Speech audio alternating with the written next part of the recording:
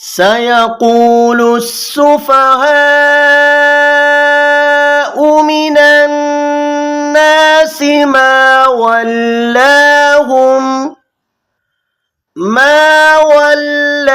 ولاهم عن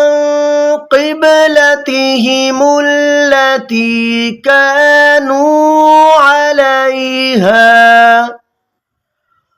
قل لله المشرق والمغرب يهدي من يشاء إلى صراط مستقيم وكذلك جعلناكم أمة وسطا لتكونوا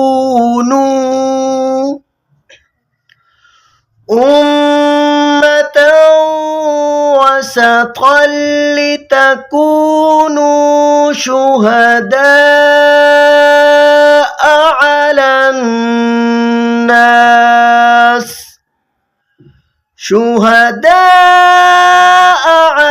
الناس ويكون الرسول عليكم شهيدا وما جعلنا القبلة التي كنت عليها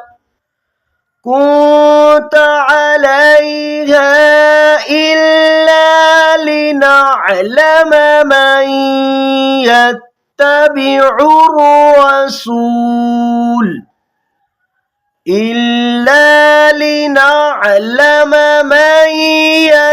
يتبع الرسول ممن ينقلب على عقبيه وإن كانت لكبيرة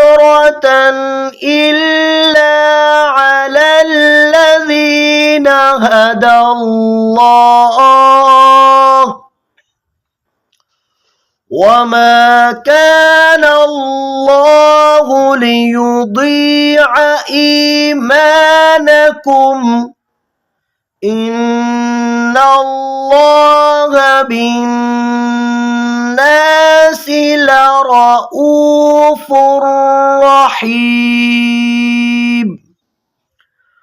قد نرى تقلب وجهك في السماء